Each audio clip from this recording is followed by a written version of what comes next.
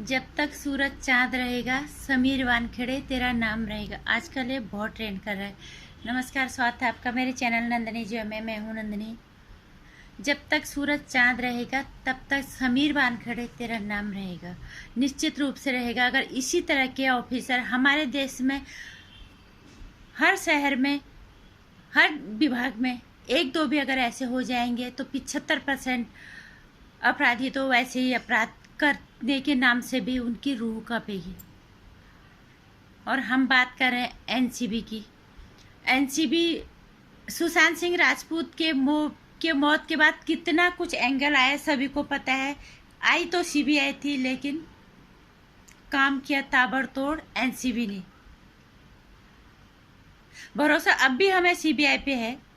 हो सकता है उसके सामने बहुत सारी चीज़ें अभी क्लियर होना बाकी रह होगा। अभी तक हमारा भरोसा नहीं टूटा, लेकिन जिस तरह से हालात हुए, जिस तरह से महाराष्ट्र सरकार ने किया, तो लोगों का धैर्य टूटना जरूरी था, लाजमी था उसमें। और लेकिन अभी भी हमें सीबीआई पे पूरा भरोसा है। लेकिन यहाँ पे बात करेंगे एनसीबी के तेज तर्रार ऑफिसर समीर वानखेड़े जी की। दिल से सलाम उनका, ऐसे ऑफिसर को जिन्होंने महाराष्ट्र जैसे बॉलीवुड के अंदर के मगरमच्छों के बीच में जाके हर उस बड़ी हस्ती के गिरेबान में बेखौफ हाथ डाला जो दोषी था, जो गुनहगार था। और बीच में जब हमें और एक बार हमें फिर जब चीज़ें शांत हो गई, रेखा चक्रवर्ती जब रिहा हो गई, तो हमें लगा कि फिर लोगों का फिर से धैर्य टूटने लग गया। लोग ट्वीट करने लगे, इधर उधर पोस्ट करने लगे कि एनसीबी कहाँ चली गई। कहीं पे तो हमने ये भी पढ़ा था कि एनसीबी भी बिक गई है। और जो हल्की फुल्की हलचल हो रही थी, लेकिन उतना नहीं था। बिल्कुल एकदम से बीच में से तो बिल्कुल ही गायब हो गई थी, कहीं सुनाई नहीं दे रहा था एनसीबी का नाम। लेकिन अचानक से समीर वानखेड़े जी फिर इस बार सुनामी बन के आए हैं। उन्होंने खुद अदालत में चार्जशीट दायर की है और 12,000 पन्नों का उन्होंने चार्जशीट दायर की है, जिसमें जितने भी दोषी हैं उन दोषियों में रेखा चक्रवर्ती उसके भाई को भी उन्होंने नामजद किया है।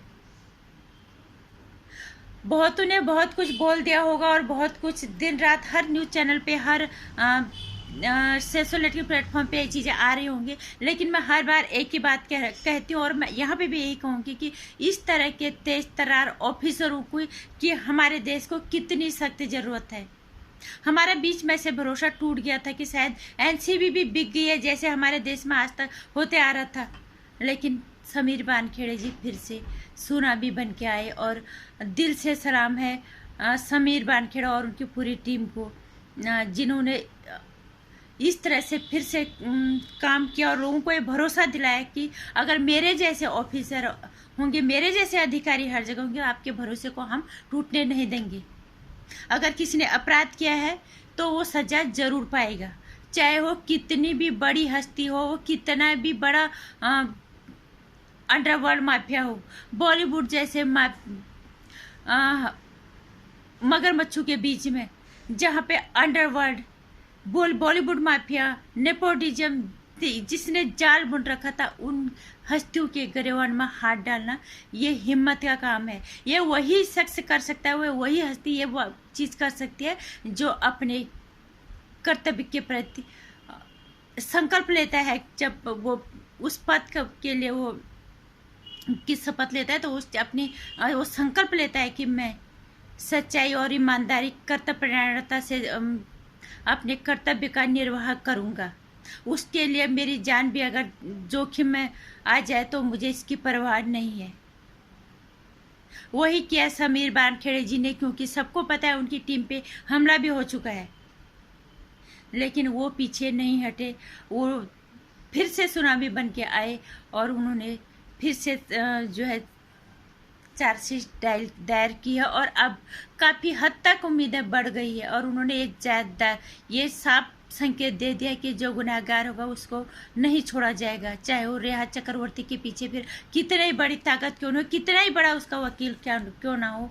जो भी दोषी होंगे, जो भी गुनहगार होंगे, जो भी हमारे देश को अपराधों के रास्ते गर्त में ले जाएंगे, उन्हें सजा जरूर मिलेगी। और हमारे देश को ज़रूरत है ऐसे ही अधिकारियों की। और मैं आज की पीढ़ी को ये संदेश देना चाहूँगी अपने वीडियो के माध्यम से, अगर कुछ भी हमारी पीढ़ी के लोग इस तरह से हो जाएं, अपने कर्तव्य के प्रति अपनी जिम्मेदारियों का निभा इतनी ईमानदारी से और इतनी निष्ठा के साथ करेंगे तो निश्चित रूप से हमारे देश में अपराध सर उठाने से पहले ही कुचला जाएगा। इसी तरह के अधिकारियों की ज़रूरत हर विभाग में है, हर शहर में है, हर गलियों में है आज तक, क्योंकि हमने यही देखा है कि दोषी लोग हो जाते हैं लेकिन वो फिर छूट जाते हैं। कहीं उनकी राजनीतिक पहुंच होती है, कहीं उनका कानून इतना तकड़ा वो होता, हमारे कानून ही ऐसे होते हैं कि वो कहीं से बाहर आ जाता है। तो इस तरह के अधिकारियों की ज़रूरत हमारे देश को है। और अब उम्मीद की किरण हमें नज़र आ रही है कि सुशांत सिंह राजपूत को अब निश्चित रूप से जो है न्याय मिलेगा, क्योंकि ये ड्रैंग एंगल वहीं से निकल के आया। और यहाँ पे समीर बाड़खेड़े जी ने जो चार्जशीट दायर किया उनमें साफ लिखा है कि उसका एक अच्छा खासा चैनल उन्होंने बना रखा था और इसकी ये हेड थी, वहाँ पे सारे लोगों को ये कंट्रोल करती थी। सुशांत सिंह राजपूत के घर को उसने नशेड़ियों का अड्डा बना दिया था। इस रेहा चक्रवर्ती को तो अब नहीं छोड़ेंगे। और दोषी अगर ये हो गई तो, और दोष निश्चित रूप से अगर चार्जशीट दायर हो गई तो अब उसका अपराध भी साबित होगा और 10 और 20 साल के लिए सीधे अंदर जाना उसका अब तय है। इसलिए एक बार दिल से सैल्यूट और अभिनंदन आपका इतना साहस भरा और सराहनीय कार्य करने के लिए। हर कोई अधिकारी है लेकिन किसी के बस का इतना साहसिक कार्य करना नहीं है। लोग वर्दी तो पहन लेते हैं बड़े बड़े पदों पे बैठ के, लेकिन उनको अपनी जान की जोखिम की पहले पड़ी रहती है, उनको अपना घर भरने की पहले पड़ी रहती है। लेकिन इस तरह के अधिकारियों की सख्त ज़रूरत है। हमारे देश की पीढ़ी को इन जैसे अधिकारियों का अनुसरण करने की ज़रूरत है अगर देश को सही दिशा में ले जाना है और सही दशा में ला के खड़ा करना है। तो एक बार